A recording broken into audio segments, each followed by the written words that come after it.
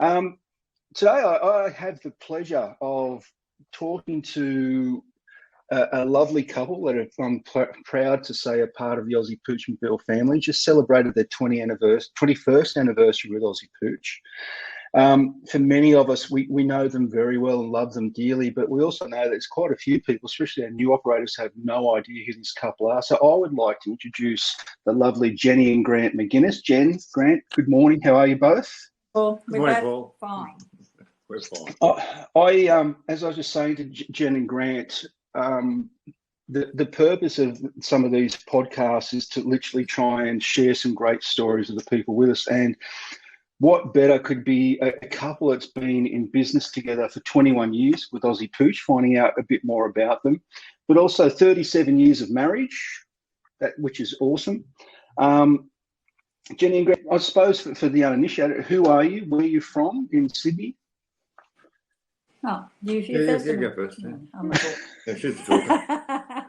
He's the quiet one. Yeah, we live in Western Sydney in Seven Hills. I was a stay-at-home mum for many years.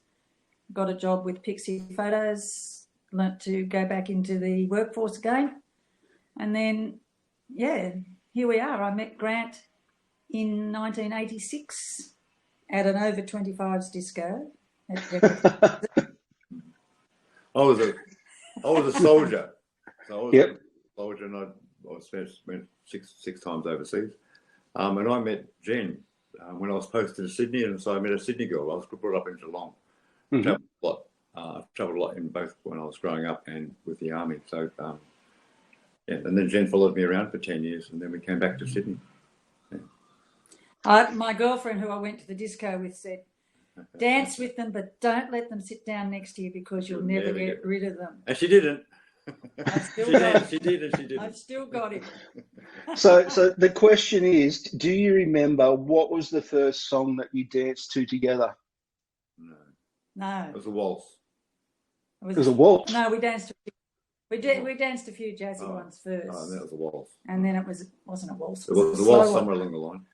I put my arms around you somewhere. Yeah. So, So you both joined Aussie Pooch in your mature years. What brought you to Aussie Pooch? Like you'd had successful careers throughout that time leading up to it. What brought you to Aussie Pooch like 21 years ago? 21 years ago, I saw an ad in the local paper. Do you like working with dogs? Yeah. Yes. My first job when I was 13 was in a boarding kennel. So yeah, you know, it's always been a lifelong affair with animals. And so I rang Mr. Mark Welham and went out on the road with Deb Bromley, who couldn't get rid of me. Hey, still hasn't. Do you want me to take you back to your car yet? No, I'm having fun. We still see her all the time. And then I spoke to Grant and I said, you know, it sounds like it's a really good opportunity to do something that I love. And as I tell everybody, I finally found what I wanted to do when I grew up at 50. And then when I retired about a year later, and tried several other things. And then I thought Jen's having more fun than I am, and she's earning more money than I am. So I'll join her. So we palled up then. I was always helping her out one day a week anyway. But although for the first 4 months I was overseas when she first started, so she did it all by herself for a while. Mm-hmm. So how did you find that initial working together? What was that? Rainbows and lollipops? Was there a couple of hiccups as you sort of took the relationship from being husband and wife through to, let's be honest, boss and worker, knowing you two pretty well? How did you find that initially? I don't know. I think we've always had a fairly good relationship that, you know, it just worked. We've always worked well together. We painted the house well together. Yeah. I did the bulk, the big stuff, and she does the little fiddly things. So, in the car, I tend to drive. She manages the books and the time work. And I tend to do the bigger dogs. She does the more fiddly dogs, but we both can do either or. And that's how it goes. I mean, we do still work together 1 day a week, and the other 4 days we work separate and have separate trailers, and we work separately. But so we're still fine with it. And I do more of the repairs on the trailers. She does much more of the paperwork than I do, as far as BAS and all that sort of stuff. There's a bit of a demarcation line, I suppose. We both work at what we're good at. Yeah. And that's one of the things we see in the business, where there are couples working together, and there's more and more of those happening these days, which is awesome. But it's almost like, from what I've witnessed, I suppose even with Megan and I, we didn't sit there and write a list of who was good at what and then allocate jobs. No, you almost just fall naturally into that role of, like, no disrespect, Jen, but I can't see you with an angle grinder on a trailer, although you probably have. Love to. And it is one of those things, as I was saying, we can see that happens more and more, and I think that's one of the successes.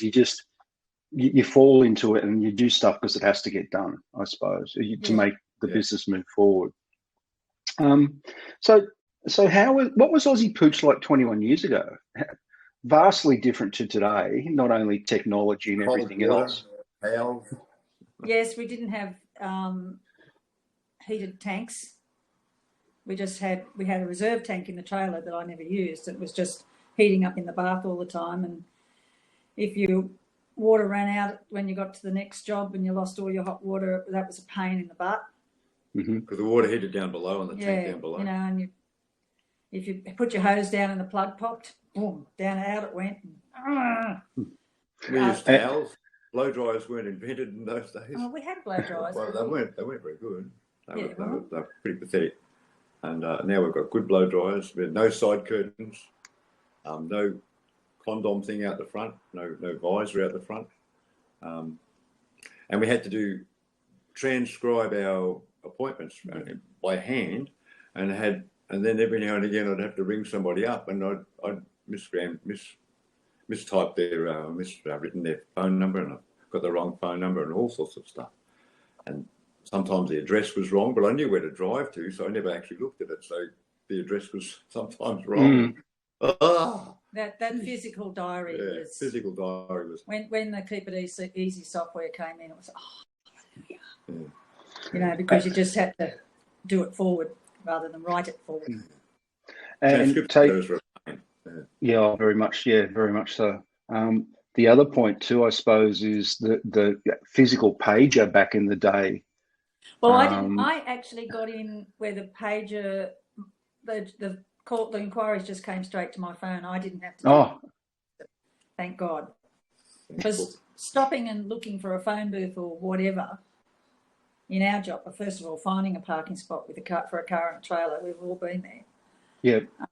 So I was lucky that when I started, I just had a mobile phone, which I had to learn how to use. I had to get my kids to teach me. And of course, in those days we couldn't do emails and stuff on phones, so SMSs. Yep. And all that sort of stuff. So that's really changed. And of course the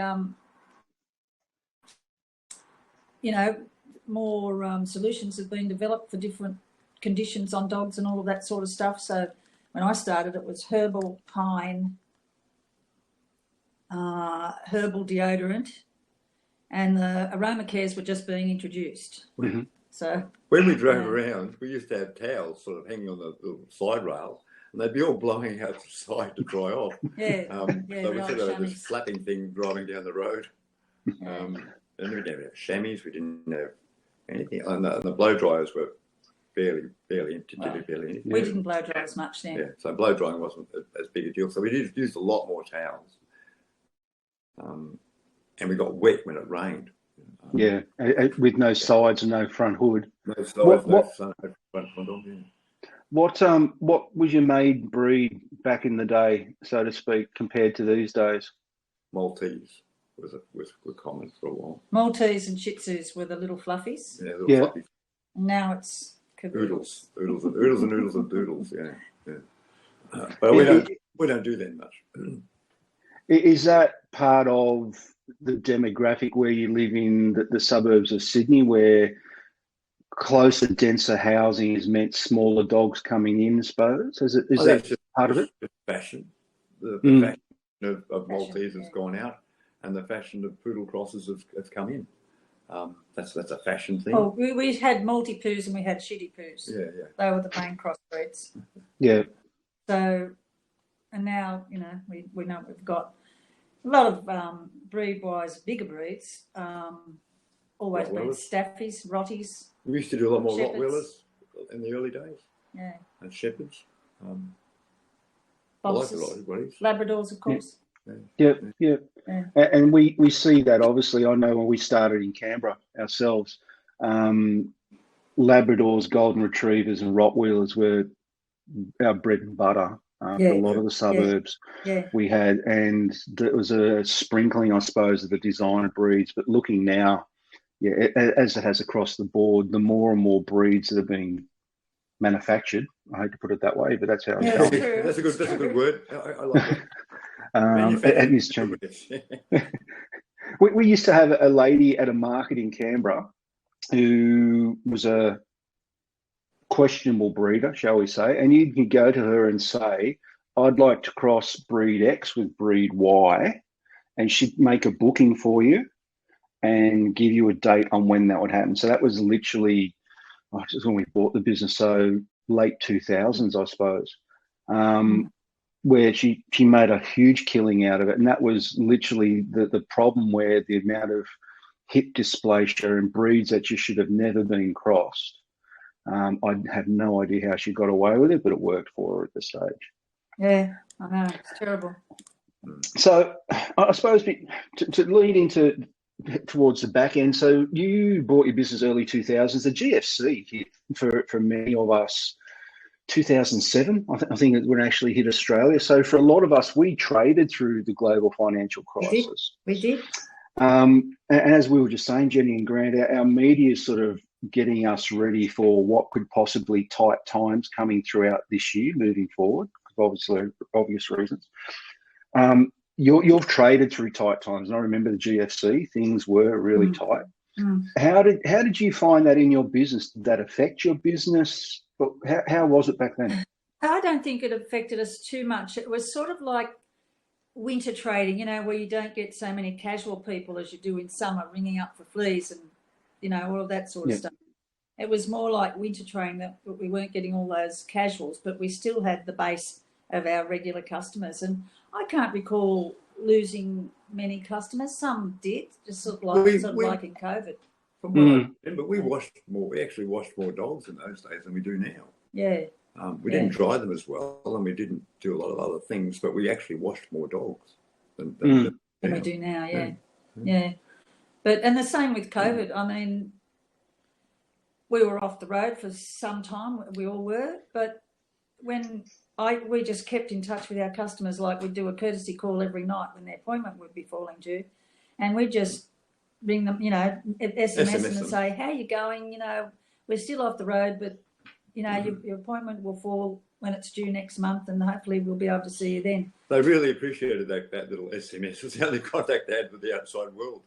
And, you know, customers are our bread and butter, so you've got to look after them.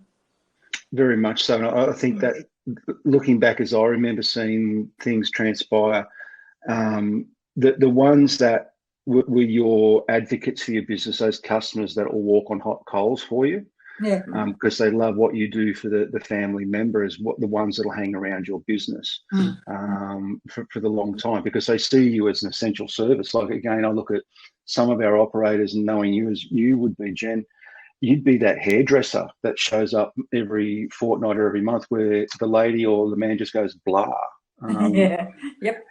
It's that sort of, and I try to explain that to some other people in business, like what relationship we have with our clients. And it's hard to sort of sit there and say to a builder, like my best mate's a builder, our customers sit there and just take that opportunity to go blah about the family.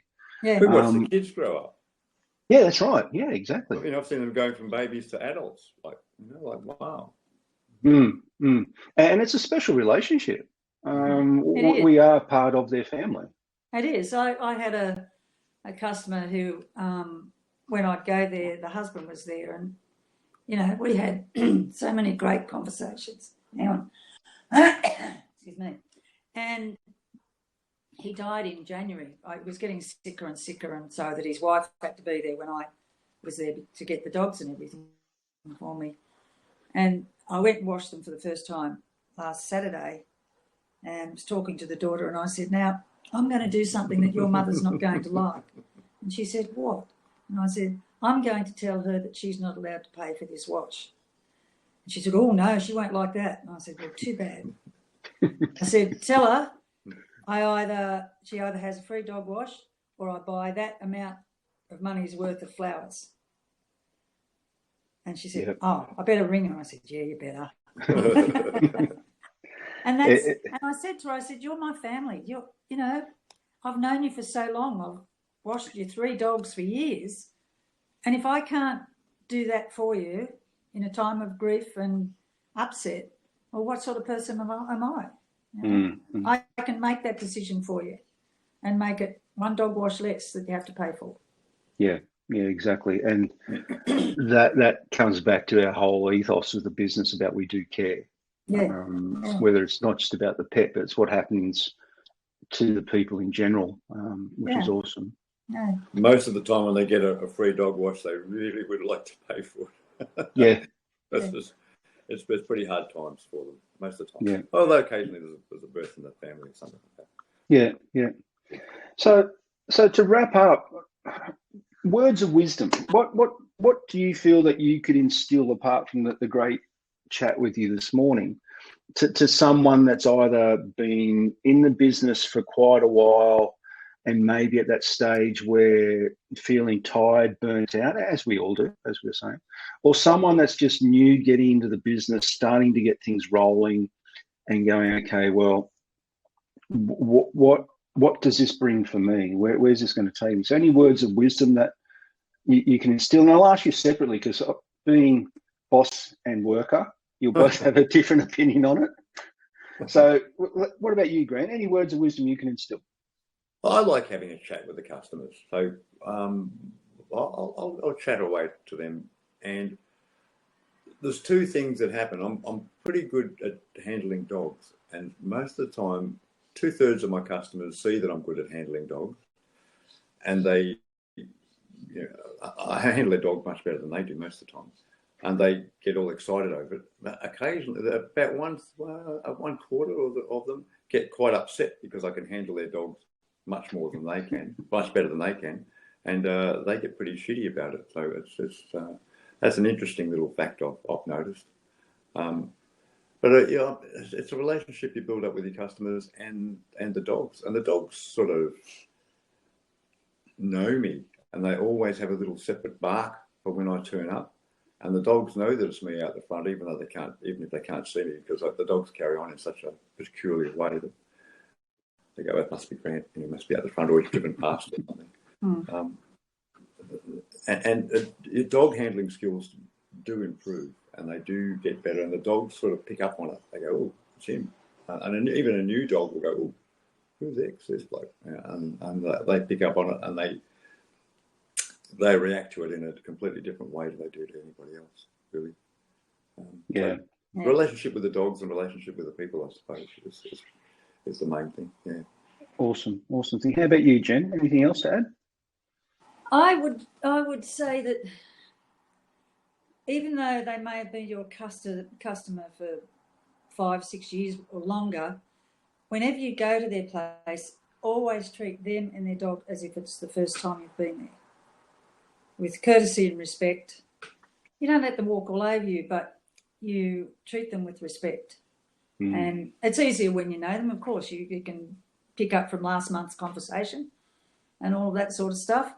But don't sort of, you can do shortcuts once you know a place and you know the dog and all of that. So certainly you can be a little bit more efficient in the way you're working, but you don't shortchange anybody. And especially these days, I always work as if there's a camera on me. When there's nobody home. And, you know, when there's nobody home, even when there are people home. Before, you used to have neighbours that tell the owners what you've done or anything like that, you know, how you've been. Yep. Oh, the dog washer was there today. But now you just have to work as if there's cameras on you. And there are cameras on you. I was going to say there are cameras in every household now. That's, yes. Yeah. And I still love, you all know that we're retiring and, you know, you've been at me to sell for ages. I just still love what I do. Mm. And I love people. You can't really be successful in this job if you don't love people as well as dogs. Yeah, yeah. Yeah. So on behalf of Megan and I and all the team at Aussie Pooch, we love having both of you as part of our family, and we love what you do. And yes, we have been at you to sell and put your feet up and retire for a while. So let's get you there. But Genny and Grant, thank you so much for your time today. I've loved having the opportunity to have a chat with you, and I hope our audience out there has learnt more about you than what they perhaps have already, or actually just learned about you for the first time. Thank you, guys. I really appreciate it.